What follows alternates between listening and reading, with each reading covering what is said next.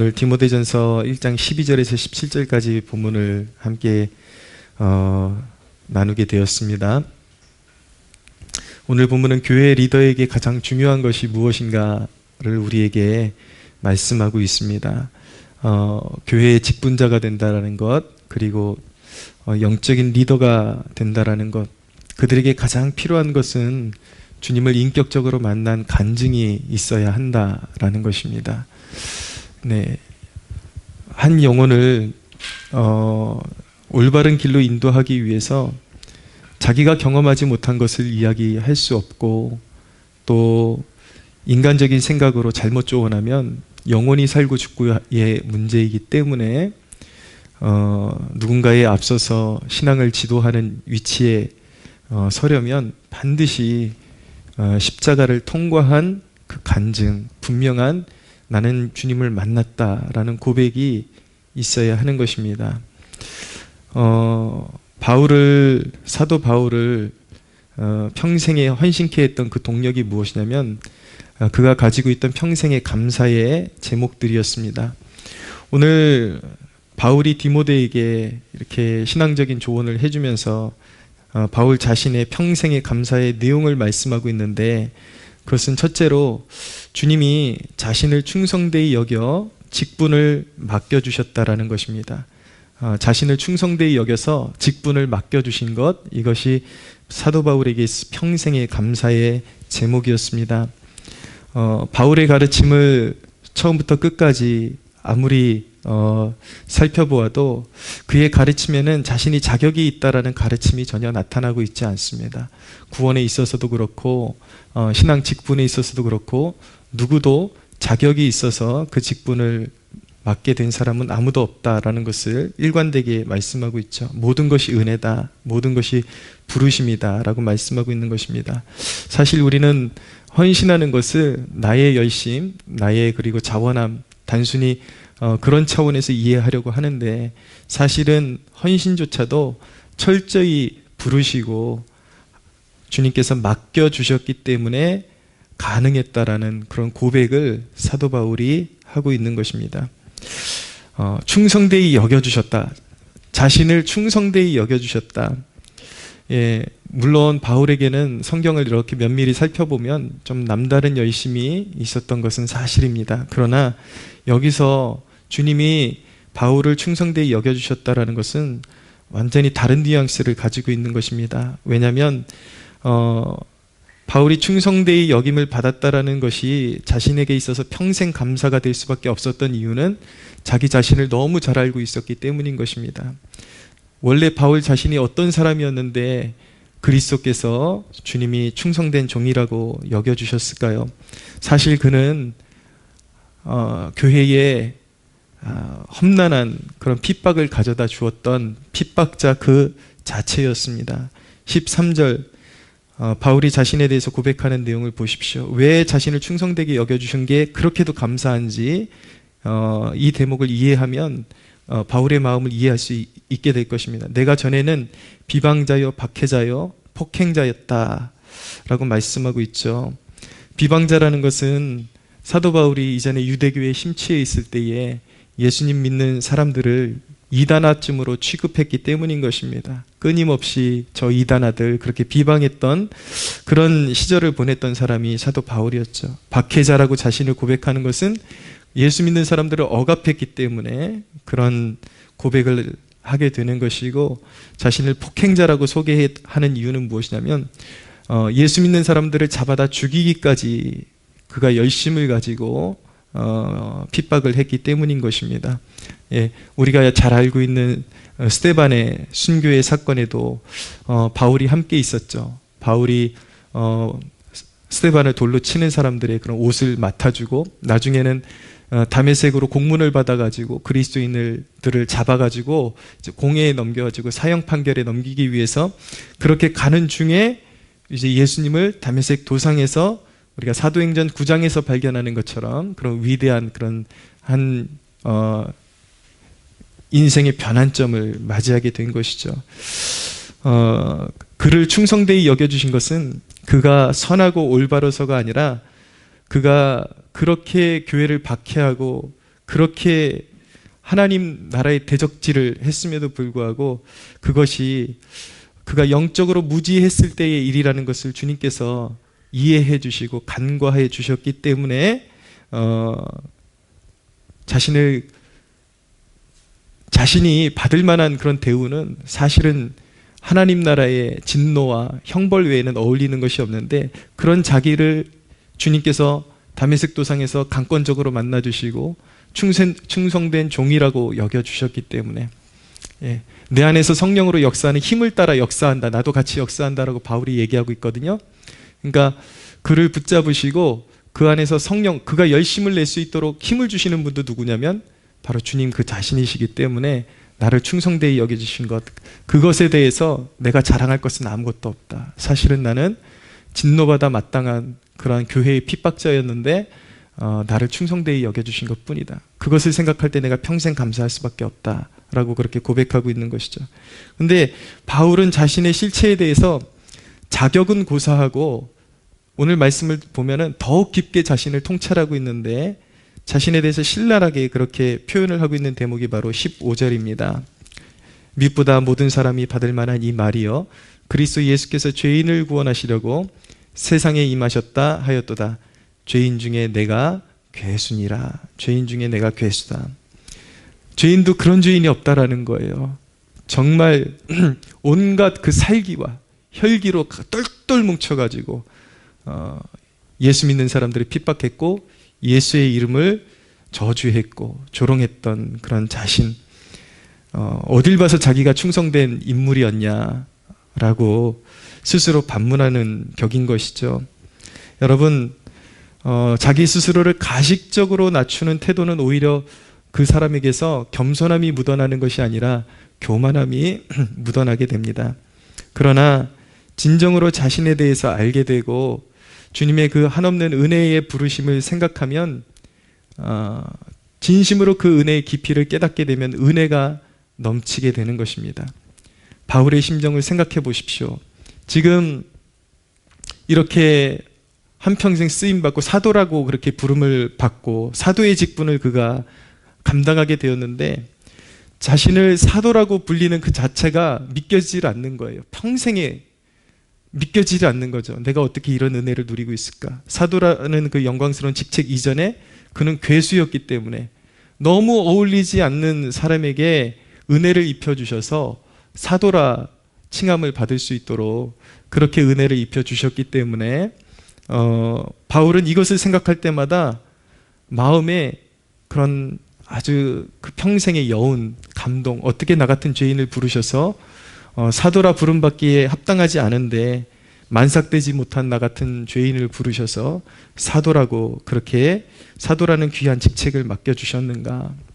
우리가 진정으로 은혜를 아는 사람들이라면 작은 직책이라도 우리가 받으면 어떻게 나 같은 사람에게 이렇게 귀한 직분을 맡겨주셨을까, 그렇게 우리가 떠올릴 수가 있어야 하는 것입니다.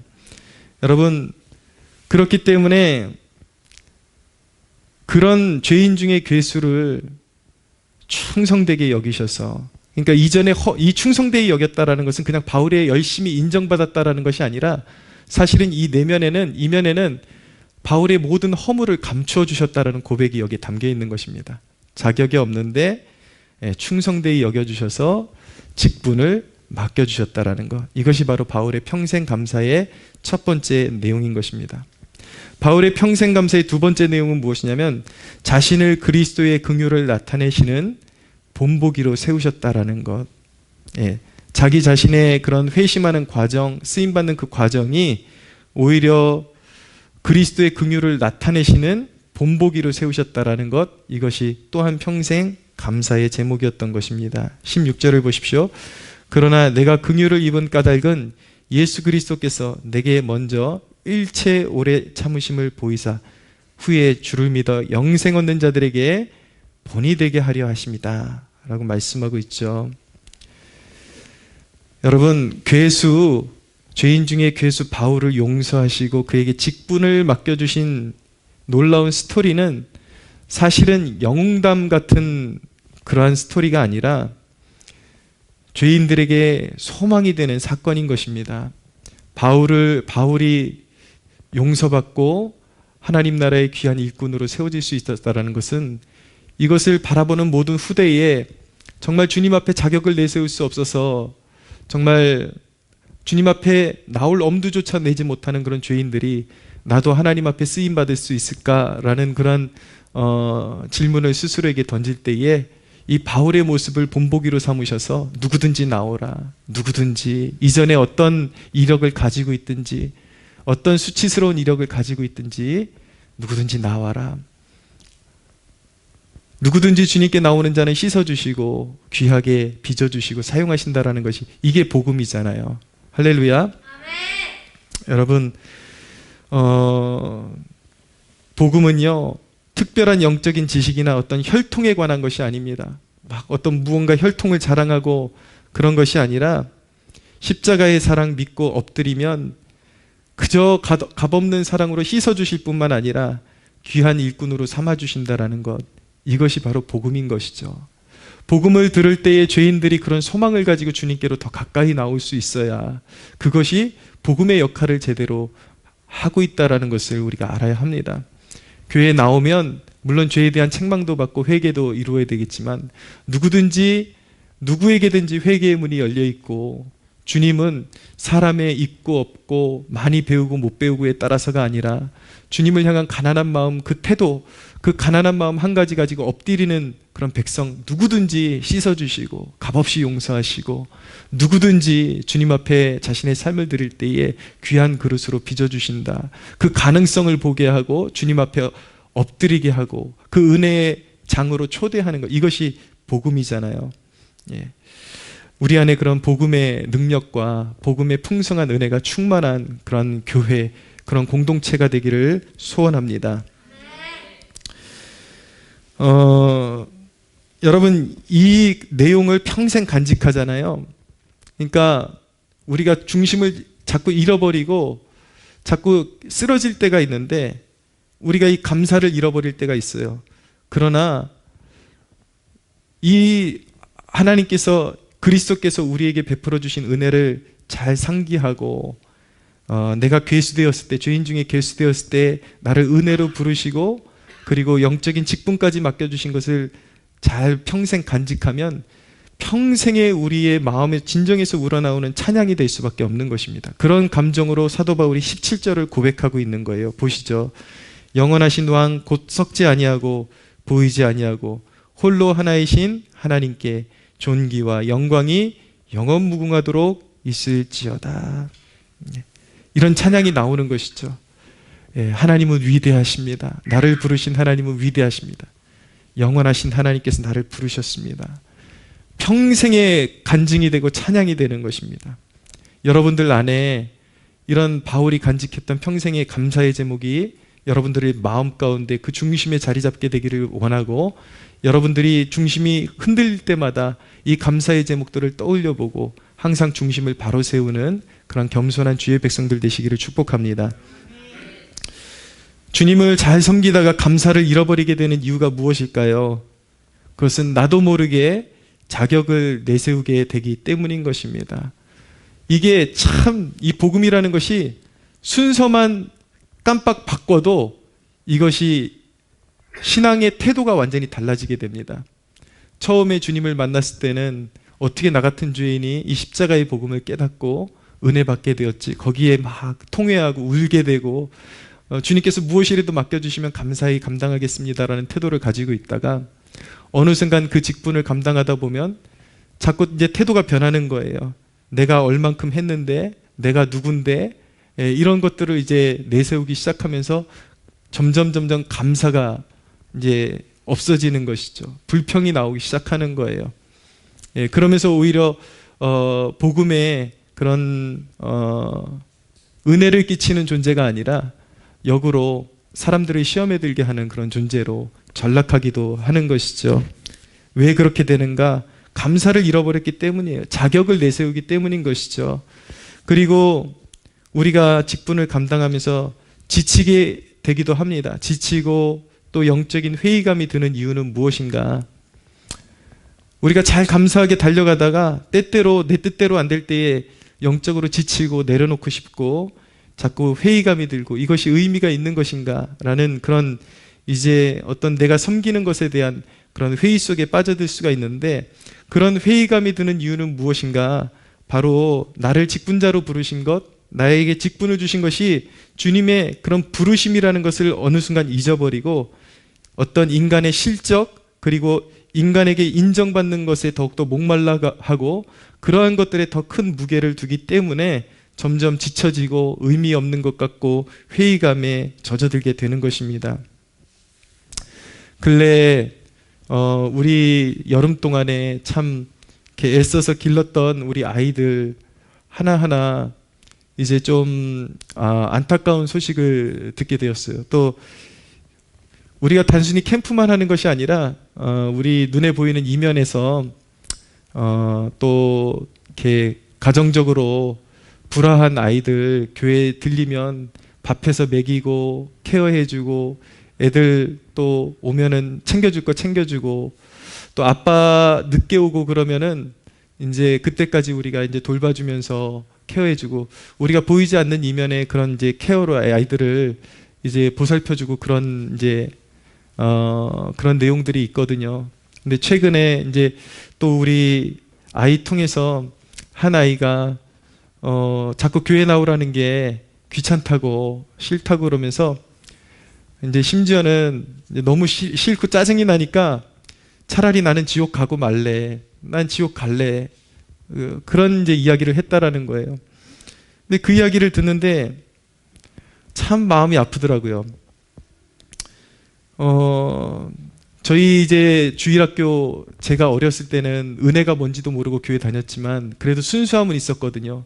주일날 되면 당연히 교회 가는 줄 알고 그리고 복음에 대해서 다 이해하지 못해도 친구 데리고 가고 싶어가지고 계속 교회 갈 때마다 친구 집부터 들려가지고 데리고 가고 예배 드리고 그냥 당연히 저희는요 진짜 초등학교 때부터 당연히 그냥 뭔진 몰라도 돈 100원이라도 챙겨가지고 교회 가서 헌금 내야 되는 줄 알고 그리고 찬양하고 공과 공부하고 나름대로 그것이 즐거웠어요. 그게 내용이 다 이해는 못해도 그런 순수함이 있었어요.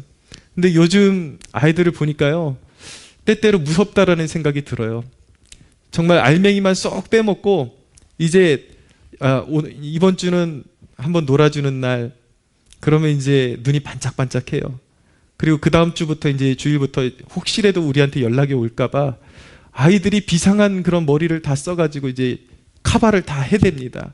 그냥 아이의 머리에서 나왔다라고 생각하기에는 좀 믿겨지지 않을 정도로 좀 비상한 방책을 애들이 세워가지고 이렇게 카바하고 저렇게 카바해가지고 무서워서 접근할 수가 없는 그런 상태까지 이제 되는 것이죠.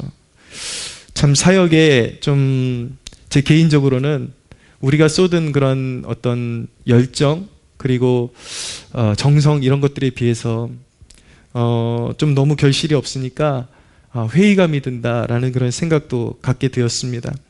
근데 한 가지 저를 더 괴롭혔던 것은 무엇이냐면 좀 목사가 능력이 있어서 아이들 심령도 좀 깨뜨리고 이 아이들도 좀 변화시키고 그랬으면 좋겠는데 아이들을 붙잡아두고 싶고 주님께로 데리고 가고 싶은 그 열망이 있는 것은 사실인데 그게 내 마음대로 되지 않는다라는 거예요. 아이들을 변화시키고 싶은데 그렇게 못하는 그런 그런 어떤 신세에 대한 그런 어떤 죄책감이 막 몰려오곤 했습니다. 함창을 그렇게 좀 쓰라린 가슴을 이렇게 쓸어내리고 깊은 생각에 잠기곤 했는데 그런 생각을 하게 되었습니다. 내 자신도 사실은 나를 위해서 기도해주고 애쓴 많은 사람들이 있었지만 결국에는 20대 중반에 가서야 하나님 앞에 깨어지게 되고 그 사랑을 깨달았었지. 그런 생각을 하게 되니까 결코 우리가 심은 복음의 씨앗이 헛되지 않을 거야. 수많은 상황들이 우리의 노력을 부정하는 것 같지만 마음을 다잡고 부르심을 향해 달려가야 할 때다라는 그런 생각을 가지게 되었습니다. 열매가 있든지 없든지 그것이 나의 부르심이라는 것. 심는 것은 우리의 몫이요. 그것의 생명의 역사를 일으키시는 분은 결국 하나님이시기 때문에 하나님의 영역에 대한 신뢰, 절대적인 신뢰를 가지고 목회를 하지 않으면 결코 목회 생활을 승리할 수 없다라는 그런 생각을 갖게 되었습니다. 그래서 순간 아이들에게 그런 소식이 들려오면 이제 돌아오는 여름부터 아이들 사역을 하지 말까, 그냥 자연적으로 유입되는 아이들은 어떻게 받고, 부모들이랑 같이 나오는 아이들은 건강하거든요. 왜냐하면 부모라는 기둥이 딱 버티고 있으니까 얼마나 복된 애들인지요. 도망칠 틈이 없어요. 네. 그런 애들은 너무 복된 것 같아요. 근데 이제 그런 애들은 그런 애들 받고 아이들 일부러 전도해가지고 막 먹이고 그런 거 하지 말까.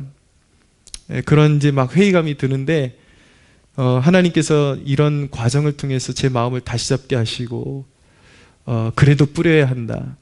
그래도 해야 한다라는 마음을 주셨습니다. 왜냐하면 그것이 저의 부르심이기 때문인 것입니다. 여러분 각자에게도 그런 부르심이 있을 줄로 압니다. 회의감이 들고 그렇지만 여러분 무엇을 위해서 달려가야 하는 것입니까? 우리가 지치고 곤고한 것은, 그리고 회의감이 드는 것은 주님께서 나를 부르셨다라는 그 부르심의 그 초점에서 벗어나서 어떤 인간의 실적, 인정받고 싶어하는 것, 그것을 더 크게 보기 때문에 자꾸 넘어지려고 하는 것입니다. 사랑하는 여러분, 주님 앞에서 마음을 다잡고 주님의 부르심을 향해서 달려갈 수 있는 저와 여러분들이 되기를 축복합니다. 성도 여러분, 하나님의 일, 봉사, 헌신, 섬김, 이런 모든 것들은 나의 만족과 인정받기 위해서 하는 것이 아닙니다. 주님이 나를 부르셨기 때문에 감당하는 것입니다. 여러분, 내 자신을 영적인 무지에서 건져내사 그 귀한 직분 맡기신 일을 생각하면 우리 중심에서 일어나는 감사를 잃어버리지 않게 될 것입니다. 끊임없이 경험하게 될 것입니다. 오늘 이 시간 우리 마음에서 그런 치우치고 기울어졌던 그런 감사를 잃어버렸던 우리의 마음이 있었다면 다시 한번 우리 하나님 앞에 매달리고 우리의 신앙의 본질을 회복하고 그 부르심의 그 감사와 기쁨의 제복을 회복하는 이 저녁이 되기를 예수님의 이름으로 축복합니다.